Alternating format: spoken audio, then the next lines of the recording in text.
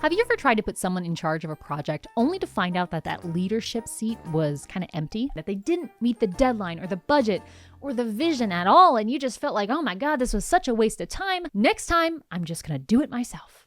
If so, it's time that you join me over here because I've got 2 templates I'm gonna give you in this video that will allow you to get what's in your head into a vision your team can understand, and then allow them to make a plan to execute that vision without you having to get back involved, get pulled into the weeds, or toss up your hands and say, I give up, I'm never delegating again. And it all starts with a piece of paper. But not one as blank as this, because what we're trying to do in our very first step is communicate what we are seeing. Because as a leader, your job is to communicate what is the next future you want to realize. Here's what we want to accomplish next, and here's why. Here's why this will be amazing. Here's what it should include. Your job is the ultimate prioritizer and helping your team be held accountable to realize that vision. But if we were to give someone a blank page, that's not really helping them see our vision. They're left to guess and fill in the blank themselves. At the same time, if we were to just say, this, go up, make things better, that's not very helpful either because that's not clearly saying what we want to have accomplished. So when it comes to communicating vision, ditch the blank pieces of paper and move into creating a project brief. A project brief is a template where you can just fill in the blanks to turn your vision to something other people can understand. And let me just show you. Here's my project brief template that you're welcome to steal. This project brief template has 5 sections. Each section includes a bunch of prompts or questions to help me basically not forget to say stuff. Because I don't know about you, when I have the blank page to write a brief, I tend to focus on things that are exciting to me and maybe forget the little details that might actually make a huge difference. And so each of these sections prompts me to describe what I'm seeing, describe the future state. The very first section is the overview of the project. Here's where I'm going to capture what is currently happening in the business as I see it. For example, I might go in here and say, currently, our business helps small teams systemize their operations, but these small teams don't know whether or not they are systemized, period.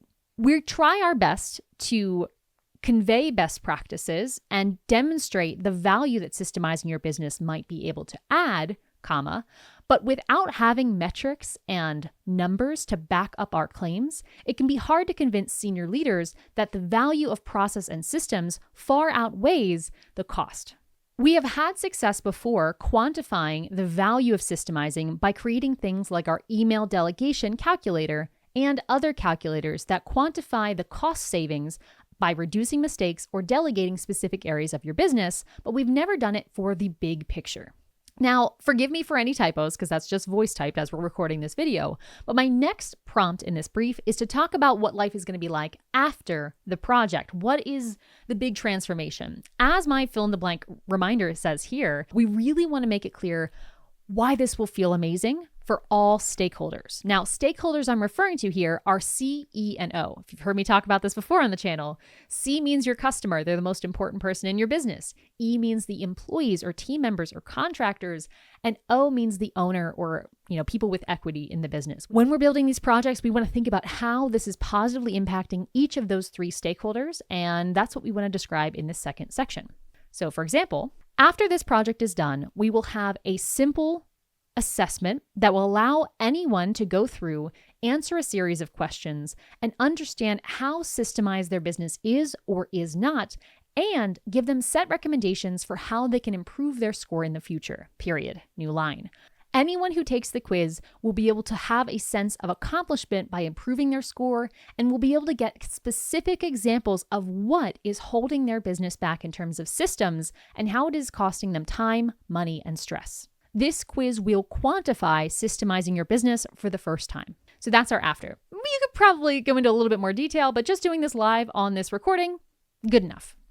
The third and final section of this overview is big picture impact. If I were to zoom out and look at this over a year, why is this project or this initiative going to be memorable to us? What is it going to unlock for the business? What is it going to unlock for the team? Why is it going to have consequence?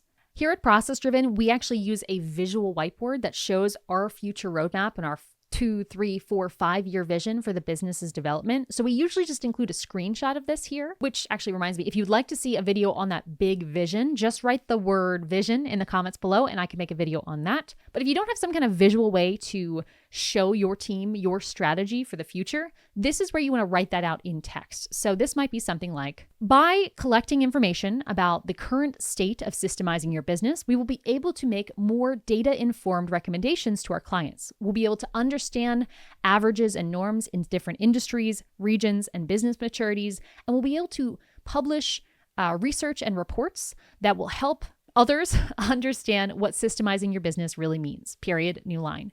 This will establish us as a leader in the business process industry, specifically as it relates to small teams, by giving us our own unique data set that we can then use to better serve our customers. Having this data set will unlock our ability to write the, quote, state of process, quote, annual reports, and unlock our ability to publish original research by speaking at conferences and events, and allow us to take the first steps towards developing our own client dashboard and reporting resource. All right, so that's just a quick 3 bullet points of how this might impact the big picture. The big pieces are how it'll change our fundamental skills and abilities, and also what future projects it might unlock by having this done properly and effectively. All I'm doing here is providing context, things that I already have in my head, but someone who's handed this project might not think about because they could be focused on just this project, not the things that come before and after. So that's what I'm trying to describe in this section. With that, we're ready to move on to our next section, which is key decisions. Key decisions is a table, it's a log, where we can write any important things that have been decided along the course of this project. So any questions I know need to be decided during this project, I might put here as a topic, such as, which software will we use for this quiz? Or will this quiz truly be free? Or will we charge for it? If I have decisions in mind as to what I might be using, I can write them in the decisions area. And I want to make sure I'm always writing what is the date that that decision was made in case something might change in the future. Hey, quick reminder that if you're enjoying this video, please do like, subscribe. YouTube cares about that stuff. But you know what I care about? I care about this message reaching actual human beings who need to hear it. So if you know somebody in your mastermind group or someone in your community who could benefit from making delegation a little bit less stressful, do me a favor and send them this video. Send them the link, post it on LinkedIn, send an email, get the word out about this video, because that is the absolute best way to support the mission of what we're doing here at ProcessDriven, which is making systemizing your business more accessible, more enjoyable, and more understandable. Thank you so much in advance. And with that, let's get back to the video. If there are any key decisions that I don't necessarily have an opinion on as the visionary for the project, I might just put it as a question. Like, I want you to be aware that this is something that's coming, have it on here. But for the most part, key decisions are something that are filled in during the project. As it says up here, this is our log of what's been happening during the project. We might have to decide what's the URL of the quiz page, what's the name of the quiz, what's the logo of the quiz. All of these pieces, I don't know any of them at the vision state unless I have a strong opinion for some reason. So that's all going to be a series of decisions set by the people working on the project and logged here.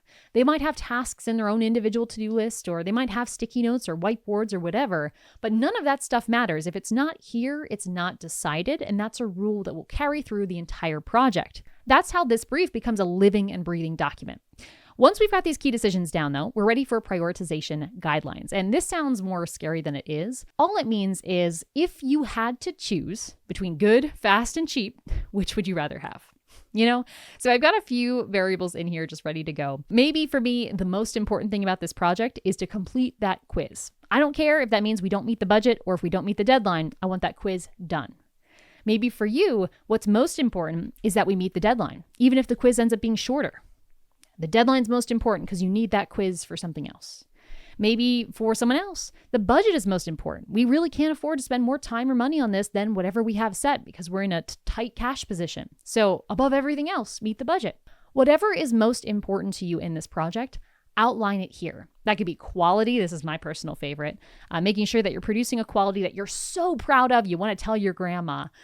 Maybe that's most important. But clarifying this here will help your team prioritize and again, help them get inside your head of what is most important about this vision in the rare case, that you aren't able to accomplish the entire goal within the constraints that you have available. This one should be pretty quick. It's just cutting and pasting to rearrange these pieces. And then we're on to the next section, which is deliverables and results. These words might feel fancy if you're not familiar with them, but really all we're talking about is what must-haves do you as the manager or leader need to see in the end result. So what creations do you need to have there? For example, this might be a quiz. This might be a landing page. This might be emails announcing to existing email subscribers. This might be adding as call to action in at least 5 YouTube videos. You can be as specific or as vague as you want here. If you have senior team members on your team, people who are very experienced in their fields, you could probably leave this entire section blank because just based on the project overview, senior level people will absolutely be able to come up with the entire outcome and all of the out of scope things. If you have mid-level or junior team members, this is where you can really keep the scope focused. You can make sure that things aren't missed. You can make sure that things don't go off the rails by giving your team a little bit more support here. In fact, if we go back over here and we look at this brief as kind of outlining your big vision and the plan to achieve this brief being kind of a ladder taking people up there, when we are very clear on these deliverables and out of scope deliverables, we're basically building the two sides of the ladder. We're not giving everybody every step, but we're giving them the constraints of the left and right side of saying, hey, here's the stuff, here's the container that you need to fill in. Below required outcomes or required deliverables, we have out of scope. And here's where we just want to bullet point anything we absolutely do not want to have touched in this project. Now, you don't have to write things that are obvious here. I know that's subjective, but for example, you don't need to write out of scope is planning our SOP workshop for the year. Yeah, we kind of know that because the project has nothing to do with the SOP workshop. And so we don't need to write that here. We just want to write things that could potentially confuse people to give them permission to say no and not try to be overachievers by taking on everything they possibly see. Again, it's back to these guardrails. Now, understanding that this may not be perfectly accurate, this will at least give some good guardrails for that process. And once we've got this down, we're ready to move on to resources. Resources is where we can define what is the budget for this project in terms of time, in terms of financial resources, in terms of whatever else you have at your disposal. Making this clear, once again, gives your team the context to know how tall does the ladder have to be? How many rungs can they have? How many people do they have? Oop, as I accidentally erased one of the people. Oopsie. Whatever it is, you want to define that here. But now that we have our brief, we have our pie in the sky vision out of our head and in something that other people can understand and read and ask us questions about and clarify so it's in their head too, we've maybe put some guardrails in by outlining our deliverables if our team needs it. Now it's time to actually create the plan, the rungs of that ladder, and that is going to come in the form of a project plan. Now, when it comes to project plans, your team should be the one creating these wherever possible. Whoever's in charge of the project should make the plan using the brief you provided. But remember how we said that writing down your vision for a project on a blank piece of paper can be a little overwhelming? You might miss things, forget them, so on. Well, your team is the same way. No matter how awesome they are also prone to forgetting things, skipping things, rushing over things. And so in the same way that you have a template for writing your vision, we want to give them a template for what a project looks like in your company. And since I'm not in your company, I'm just going to share what we use in my company. And once again, I'm going to be showing you inside this Google Doc, but if you use a task management tool such as ClickUp, Asana, SmartSuite, Trello, Monday, you name it, Notion, anything that allows you to record tasks, you can put this directly inside of that tool. It does not need to be in a Google Doc. So this is the template we give to every team member whenever they're running a project. It basically outlines some must-have tasks that, if followed, will increase the likelihood that their project will be successful. 3 sections for this: before, during, and after. These are the things that are in the default template.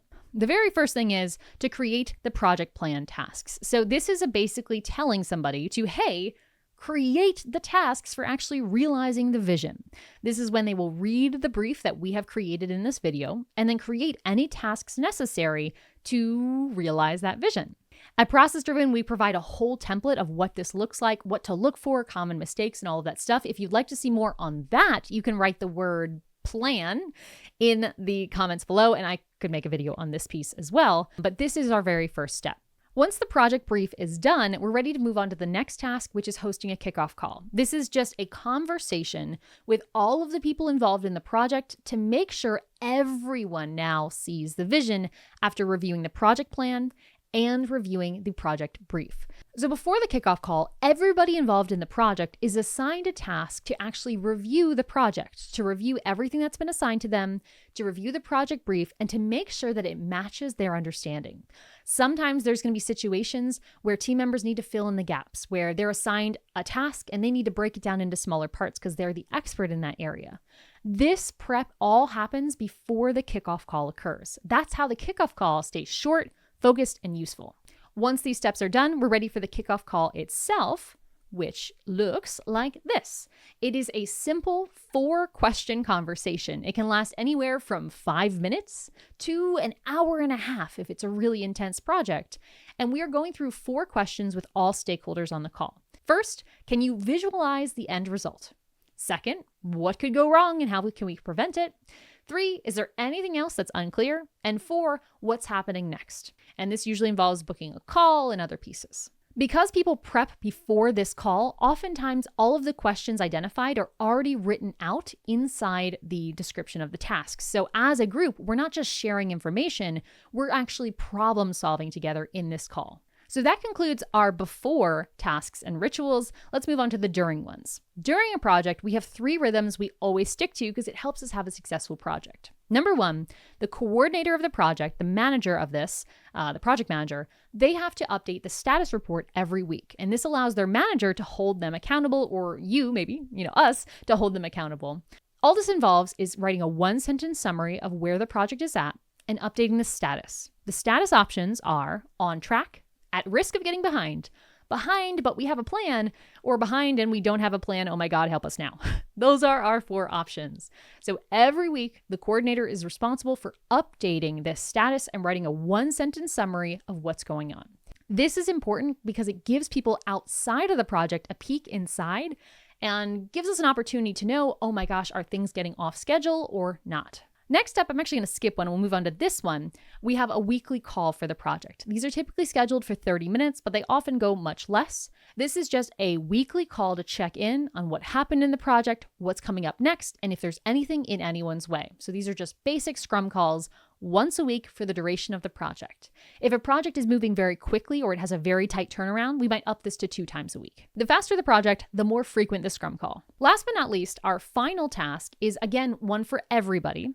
And this is where everybody's prompted to take a few minutes, 2 to 5 minutes a week, and just reflect on what they've learned during this project, during the project itself. Whatever went wrong, whatever they learned, whatever they discovered, this task is asking them to add it to our retrospective call notes. So the task just says, think about the week, write your findings in this spot. Okay, let me talk about what that spot is, though. We'll go into that. At the end of every project, we have a retrospective call, or a retro. The words might sound fancy, but all this is a call where we get together and discuss what went right and what went wrong in the project so we can do better in the future. We require this for every single project at ProcessDriven because this helps us make better project plans in the future. Something I didn't quite get to, but I'll just mention here's a little bonus tip. When we have the project plan get created, one of the tasks involved in that, one of the little steps, is to actually review previous retrospectives. So basically look at previous projects that were related to this and see what you can learn and do differently based on those. So retrospective call is something we prep throughout the project, and then we talk through it all at the end of the project, usually within 1 to 2 weeks of the project's conclusion. The 4 questions we go through are these 4, and that's pretty much it. When we're done, the retrospectives get stored into a library with all of our other retrospective calls, and we have concluded this project. But this, in a nutshell, is our base template. And then, of course, it gets filled in with any tasks specific to what we are trying to build. Now, once you have both a project plan template and a project brief template, you've got both sides of the equation systemized. You know how to communicate vision in a clear way, and you have a way to receive someone else's vision and make it happen. Execute that shit. Like, that is a beautiful combination. But there's a bit of a big problem here. Based on those audits we've done of people's operations, those systemization snapshots, which again, you can take for yourself in the description below, we have measured how people are spending their time in small teams. And on average, small teams are spending less than 20%, often less than 10% of their time on projects like this. Most of their time is actually spent on day-to-day routine work and fixing mistakes and that kind of emergency stuff. So even if you systemize this beautifully using these 2 parts templates, amazing, you've got 10 to 20% of your business pretty well organized. What about the other 80 to 90%? Yikes. So while absolutely you should use the briefs in this video to systemize this part of your business, if you really want to see big impact, really want to experience a different level of calm and organization in your day-to-day, we need to focus on the day-to-day issues and routines that are driving your business as well. And it just so happens I have a video here on the end screen with some tactical strategies you can use to make progress on this today. So go ahead and watch it. Are you still here? Click it. Okay. Thank you. Nope, not thank you, because you're clearly still here. Enjoy the process, but gosh darn it, click the video. See you in the next one.